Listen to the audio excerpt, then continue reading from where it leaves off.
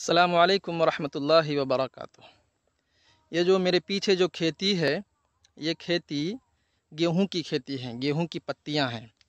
اور ادھر جو یہ جھاڑیاں نظر آ رہی ہیں آپ کو، یہ جھاڑیاں ارہر کی دال کی جھاڑیاں ہیں۔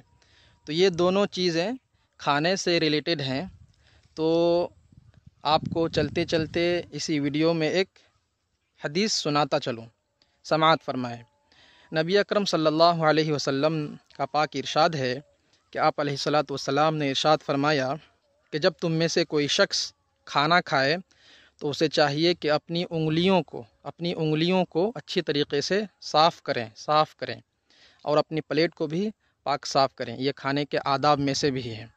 اور آگے آپ علیہ الصلاۃ نے ارشاد فرمایا کہ اس لیے صاف کریں کیونکہ انہیں پتہ نہیں ہے کہ کھانے کے کس دانے میں برکت ہے، اس لیے انگلیوں میں جو دانے لگے رہتے ہیں اور پلیٹوں میں جو دانے رہتے ہیں اس کو اچھے طریقے سے صاف کر کھائیں۔ یہ سنت بھی ہے اور آپ علیہ الصلاۃ نے اسے برکت بھی کہا ہے۔